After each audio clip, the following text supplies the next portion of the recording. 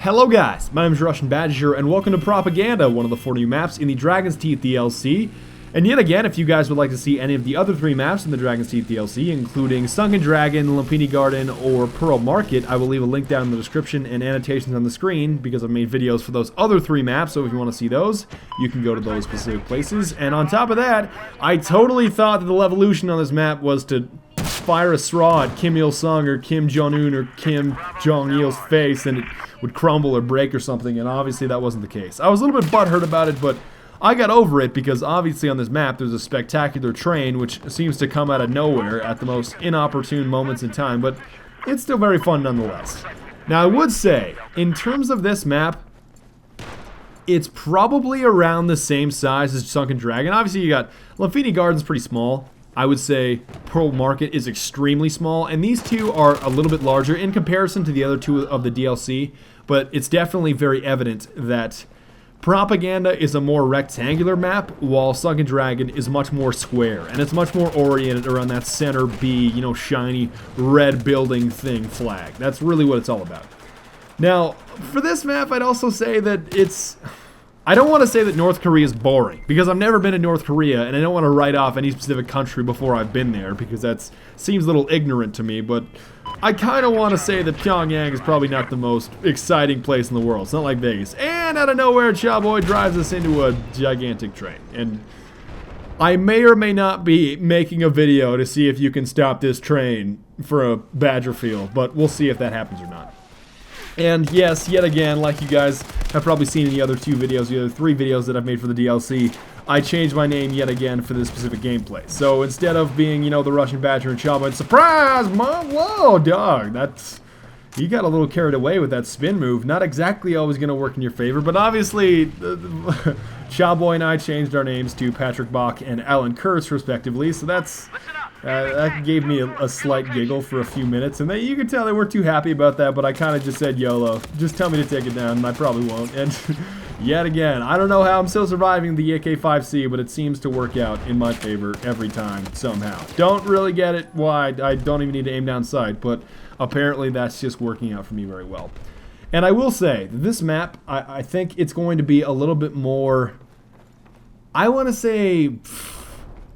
infantry oriented, but it's also not completely like a Pearl Market. It's not completely like the other Lumphini Garden, just because there's the ability to get tanks, but if I'm not mistaken, and I could be, but I'm fairly certain there's no air support. So there's no helicopters, no attack helicopters, no little birds, no Z-11s, none of that nonsense. So it's a very different game. It's not as dynamic because there's not as many moving parts in the sort of vehicle food chain, if you will. Obviously, you know, you got like helicopters take out tanks, and jets specialize in taking out helicopters, and blah blah blah, and all of that sort of thing.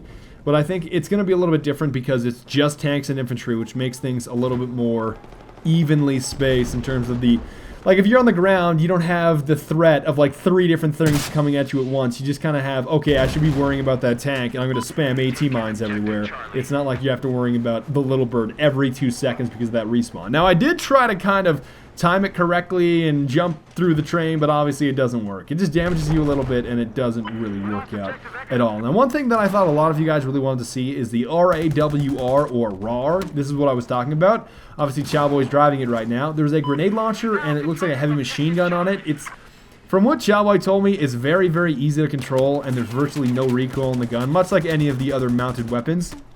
And see, he just fired high-caliber rounds, and now he's firing grenades at this dude, who he happened to have gotten. And I would think that this thing is going to be very deadly. From what I saw, it takes between...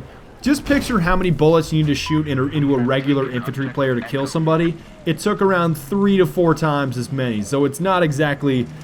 It's not a math. It's not like you can just shoot like half a magazine into it and it's going to go away. It took me like 2 or 3 magazines to take it down. But at the same time, even though, sure, it's very effective, it's super deadly, and it's very easy to use, just like if you're using a MAV or just like if you're using a Wally or an EOD bot, you're still vulnerable outside of the vehicle. So if you're prone in some corner, it doesn't matter how well you're doing with that little machine robot called the RAR, if you can just get shot in the face while your body is in some other location, it doesn't really, like, it just completely negates any sort of effectiveness that you have using this little power-up. And yes, it is a power-up. You can't, it's not like an EOD, it's not like a MAV that you can just spawn with inherently. You have to pick it up, much like, you know, like a USAS or a 50 cal or those really high caliber sniper rifles that automatically kill somebody in one shot. Yeah, that's not exactly the way that all these things work. It's definitely about a pickup, and it's a little bit different because I think a lot of you guys have seen in the update that now you can see exactly where they are on the map. It's not like just a visual thing that you can see sort of on your HUD. It's also on the map. It's sort of a star, so it's much easier to find now.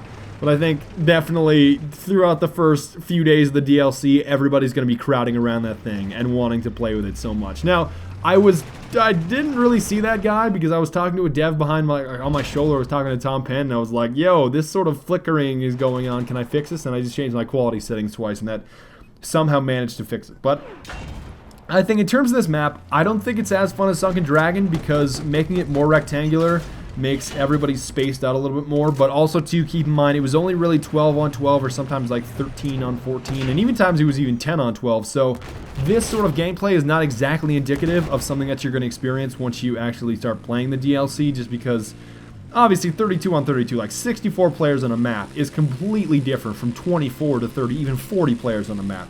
So I think 64 might be a little much for some of these maps. I think 48 to maybe 54 is probably going to be ideal.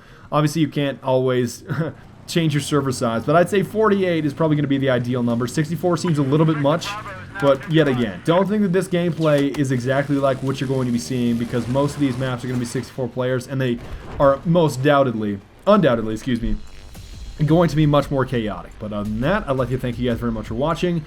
Yet again, if you'd like to see any of the other videos or any of the other maps in this map pack or DLC, I'll leave links in the description and annotations on the screen. But if you'd like to join me for the live stream, I'll be live streaming this game tomorrow morning as soon as the DLC comes out. But other than that, I would like to thank you guys very much for watching. I will see you guys next time. Auf Wiedersehen und bis bald und later.